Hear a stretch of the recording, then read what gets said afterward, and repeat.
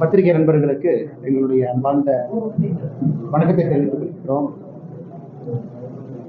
சகோதர சகோதரிகளை, ஒரு துயரமான நேரத்தில் அந்த பத்திரிகையாளர் சந்திப்பில் நாம் அமர்ந்து கொண்டிருக்கிறோம்.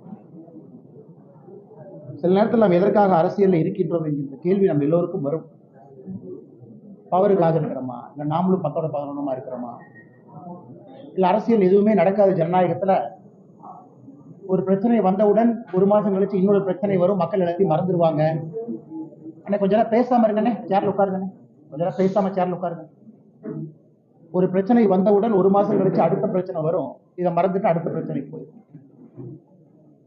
அப்புறம் பாரதிய ஜனதா கட்சி ஏதாச்சும் கையில் எடுத்ததுன்னா ஹிந்தி திருப்புன்னு சொன்னாங்கன்னா அதை ஒரு மாசம் நாங்க ஹிந்தி திருப்பு இல்லை இல்லைன்னு சொல்லுவோம். வடக்கு தெற்குன்னு சொன்னாங்கன்னா ஒரு மாசம் நாங்க வடக்கு தெற்கு இல்லை இல்லைன்னு சொல்லுவோம்.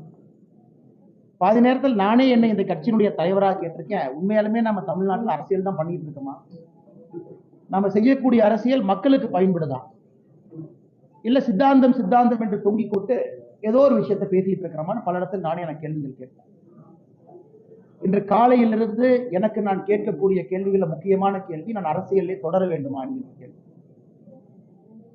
தமிழகத்துல பட்ட பகல்ல ராஜ்பவன்ல இருந்து 1.5 கிலோமீட்டர் தொலைவில் அண்ணா யூனிவர்சிட்டிக்குள்ள ஒரு பில்டிங்க்கு பின்னாடி, அதுவும் குறிப்பாக அந்த கிறிஸ்துமஸ் இரவு எல்லோரும் பேட்ரோல்ல நைட்டு வந்து மாஸ் இருக்கு, ஸ்பெஷல் மாஸ் எல்லாம் 2 குழந்தைங்க ஸ்பெஷல் மாஸுக்கு போயிட்டு வர்றாங்க, போகணும்னு நினைக்கிறாங்க, அந்த இடத்துக்கு போகணும்னு நினைக்கிறாங்க.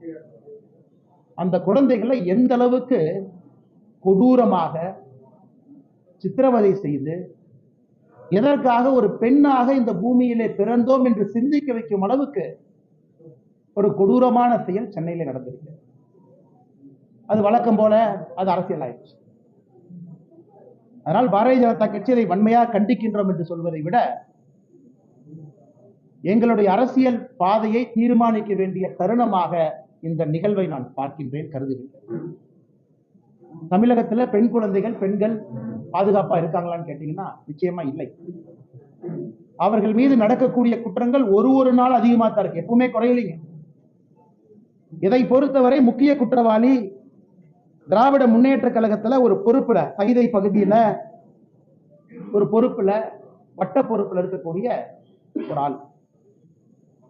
அதுவும் ஏதோ முதல் குற்றம் இரண்டாவது குற்றம் கிடையாதுங்க. குற்றம் செய்து வெளியே வந்து பல குற்றங்கள் இருக்கக்கூடிய ஒரு ஆள் திமுகவிலே தன்னை இணைத்துக் கொண்டு இந்த மாதிரி முக்கியமானவங்க பக்கத்துல ஒரு புகைப்படமோ அவங்க பக்கத்துல இருப்பது போல முகநூல்ல பதிவு செய்வதற்கு